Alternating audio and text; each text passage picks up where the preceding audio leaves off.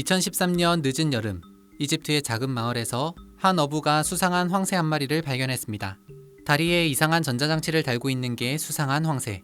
어부는 황새를 붙잡아 경찰에 넘겼고, 새는 스파이 황새로 의심을 받고 철창 신세까지 지게 됐습니다.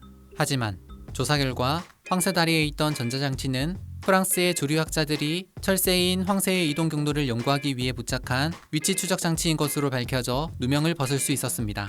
스파이 황새로 의심을 받는 이 황새처럼 해마다 계절을 따라 살기 좋은 환경을 찾아 이동하는 새를 우리는 철새라고 부릅니다. 사실 우리나라에 기록된 새들 약 500여 종 중 사계절 내내 관찰되는 텃새는 95종에 불과할 뿐, 나머지 400종은 모두 계절에 따라 이동하는 철새라고 합니다.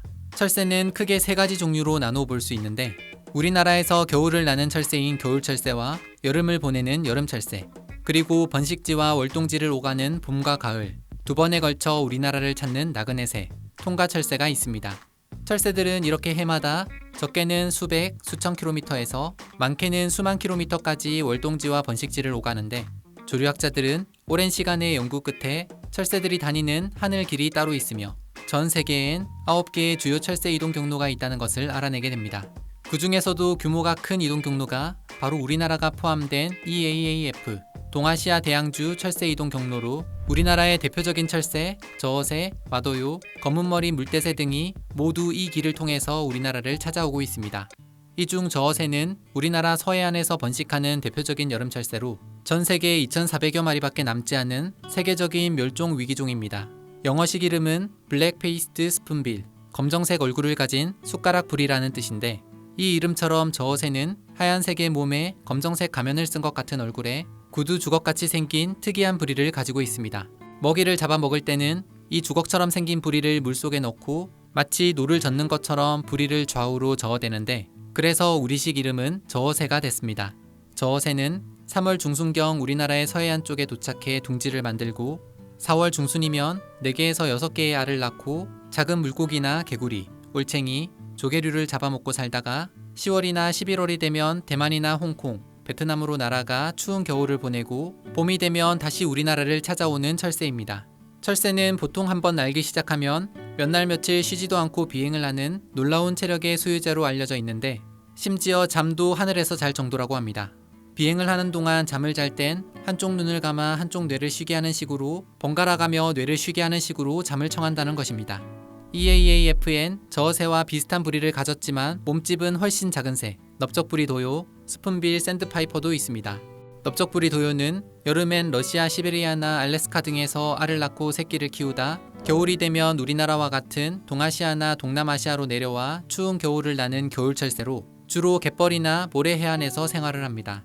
독특한 주걱 모양의 부리를 수면에 대고 좌우로 흔들어 물속에 사는 곤충을 빨아들여 먹고 사는 독특한 습성을 가진 새로, 사실 넓적부리 도요는 전 세계에 이제 500마리도 채 남지 않은 국제적인 멸종위기종이자 세계자연보전연맹의 적색 목록에 멸종위기 위급종으로 등재된 아주 귀한 녀석입니다.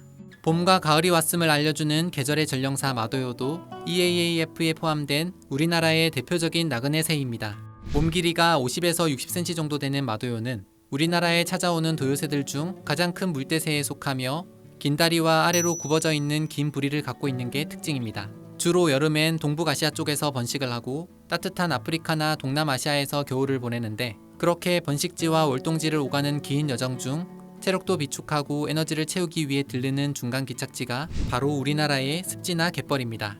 봄과 가을 두 차례에 걸쳐 우리나라에 머무는 동안 지친 날개도 쉬고 아래로 휘어진 긴 부리를 이용해 갯벌에 있는 구멍을 쑤시면서 그 속에 있는 칠개 같은 저서 무척주 동물을 잡아먹으며 생활하는 마도요에게 중앙 기착지인 우리나라는 번식과 생존을 위해 아주 중요한 공간입니다. 하지만 지금 이 순간에도 지구촌 곳곳 무분별한 개발과 서식지 파괴 등으로 인해 많은 철새들이 설 자리를 잃어가고 있습니다. 온 힘을 다해 힘들게 날아왔지만 갑자기 없어져 버린 서식지, 사라져버린 먹이 생태계 등으로 인해 어쩌면 영원히 우리 곁에서 사라져버릴 위기에 처한 새들이 너무나 많습니다. 철새는 여러 나라를 오가며 지내기 때문에 그들이 살아가는 서식지를 보존하고 그들을 보호하기 위해서는 한 나라가 아닌 여러 나라의 국제적 협력이 반드시 필요합니다. 그래서 이를 위해서 만들어진 것이 바로 EAAFP, 동아시아 대양주 철새 이동 경로 파트너십입니다.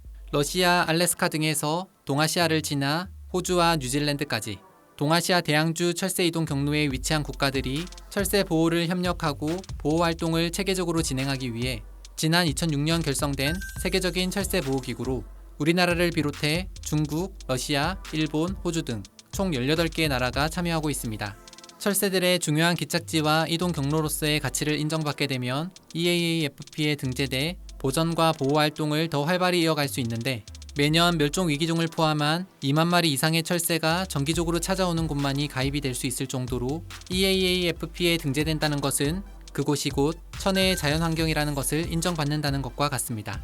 우리나라에서 EAAFP에 등재된 대표적인 곳 중에 하나가 바로 지난 2018년에 등재된 화성습지입니다. 화성호와 화홍지구 간척지, 매양리 갯벌 일대를 포함한 화성습지는 갯벌, 기수습지, 민물습지, 호수가 모두 존재하는 독특한 자연환경 덕분에 도요, 물대새류나 오리, 기러기류처럼 서로 다른 환경을 선호하는 물새들을 한자리에 볼 수 있는 특별한 곳입니다. 또 저어새나 알락꼬리 마도요, 검은머리 물대새, 검은머리 갈매기 등 8종의 법적 보호종뿐만 아니라 국립생물자연관의 발표에 따르면 지난 2015년부터 2016년까지 조류 약 44종, 최대 약 9만 7천 개체가 관찰되는 생태적 보존 가치가 매우 높은 지역으로 한마디로 많은 새들에게 생명의 쉼터이자 안식처가 되고 있는 곳입니다. 그런데 오는 12월 1일 뜨거운 지구에 쉼표를 더하다란 주제로 화성시 문화재단 누리마트홀에서 화성습지 국제 심포지엄이 개최됩니다. 유튜브를 통해 비대면 온라인 생중계도 함께 진행되는 이 행사는 화성습지의 가치를 전 세계에 알리고 더불어 멸종위기에 처한 철새와 그들의 서식지 보호를 위해 다양한 국제협력 사업이 추진될 예정으로 국내의 전문가는 물론 일반인도 참여가 가능하다고 합니다. 앞으로도 철새들이 푸른 자연을 마음껏 누빌 수 있도록 철새와 인간이 조화롭게 공존해 살아갈 방법을 우리 함께 고민해보면 좋을 것 같습니다.